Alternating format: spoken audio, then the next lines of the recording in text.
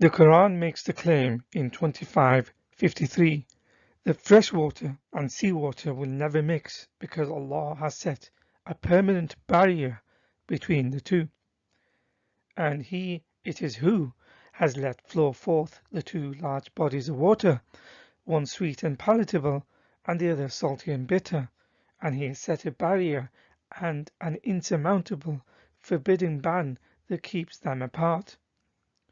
Quran 21:61 reiterates, who made the earth a place of settlement, caused rivers to flow through it, placed firm mountains upon it, and set a barrier between the two bodies of water.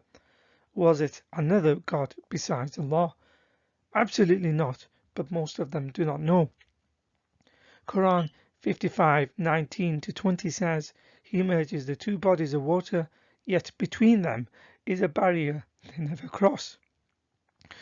The verses emphasize the two waters, salt and fresh, will not mix due to a barrier put between them by Allah. Verse 25:53 is more clear and emphatic in its statement about the permanence of this barrier and what the two waters actually are. Popular videos such as this are often promoted, making the Islamic miracle claim about the barrier between sweet and salt waters. The link is in the description. Please view the video to hear the claims.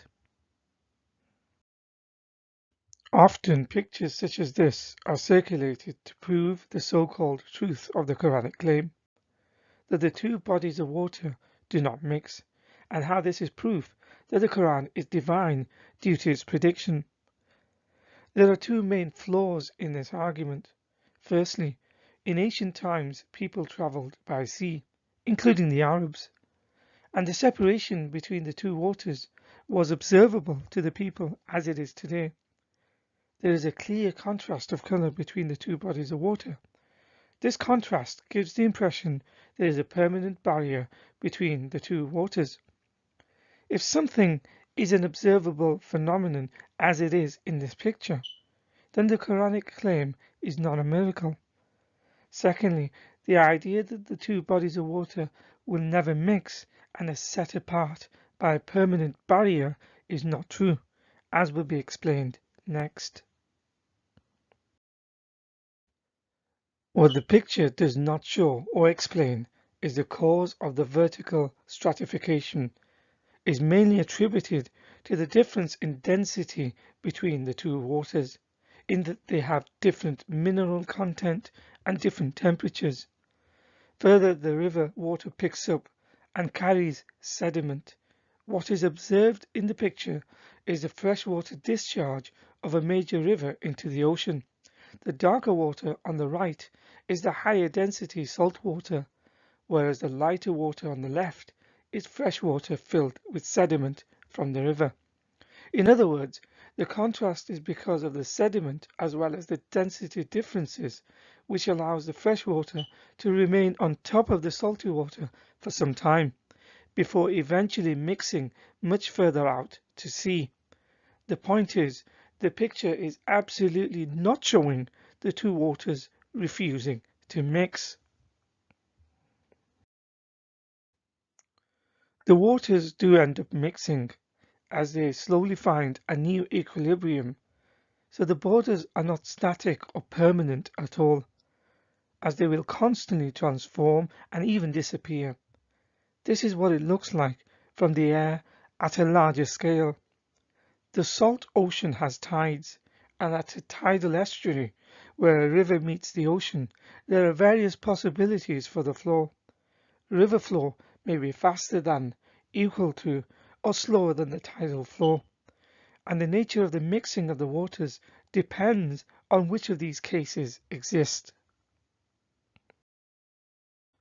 In this academic website called Water Encyclopedia, with the title Ocean Mixing, award-winning researcher and oceanographer Professor Piers Chapman, who has the distinction of having a marine basin named after him and holds numerous other awards and honours, evidences how the two bodies of waters mix by saying, Mixing in the ocean occurs on several scales. The smallest scale being molecular. If a layer of warm, salty water lies above a layer of colder, fresher water, the heat and salt will tend to diffuse downwards to make a single layer with intermediate temperature and salinity values. He goes on to say, most mixing, however, takes place on larger scales in response to forcing by the wind, by tides, or by currents. The full link to the article is in the description. As far back in ancient Greece, thinkers such as Archimedes understood the reason for this phenomenon of mixing waters.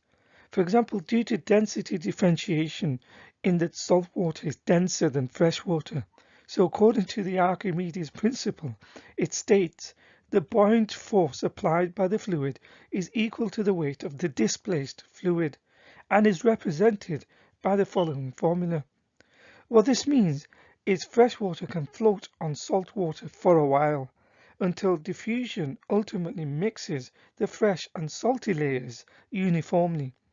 As the river flow is faster than tidal flow, it is possible, therefore, to temporarily have a slanted configuration in which salt water flows in under the fresh water flowing out, thus giving the impression and appearance at the surface as if fresh water is suddenly meeting salt water at the border. Nevertheless, there is actually mixing eventually. In fact, the scientific community and academic researchers do accept that salt water and fresh water do actually mix in a phenomena known as brackish water. Here is a picture of brackish water with an explanation from a water equipment company. The waters also mix within estuaries, as explained in the National Ocean Service website. The links to both the sources are in the description.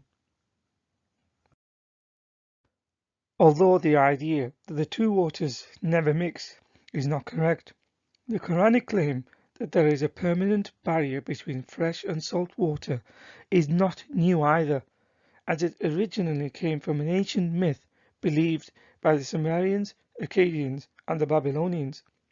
The point is, if it's a miracle claim for Muslim apologists, then it is also a miracle claim made by people who followed pagan religions thousands of years before Islam.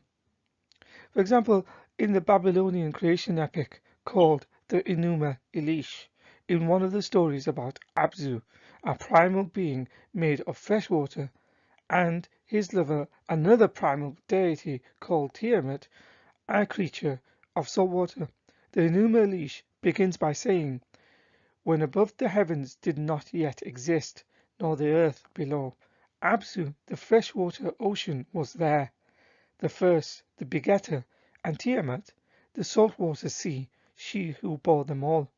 They were still mixing their waters, and no pasture land had yet been formed, nor even a reed marsh. Called the myth of Abzu, the two waters became permanently separate after the creation. The fresh water was given a religious quality in Sumerian, Akkadian, and Babylonian mythology, whereby lakes, springs, rivers, wells, and other sources of fresh water were thought to draw their water from Abzu, while the ocean that surrounded the world was a saltwater sea derived from his compatriot Tiamat. The two waters were thus always kept separate. So in conclusion, in ancient Mesopotamian mythologies, they believed fresh and salt water did not mix, just as the Quran makes the claim they do not mix.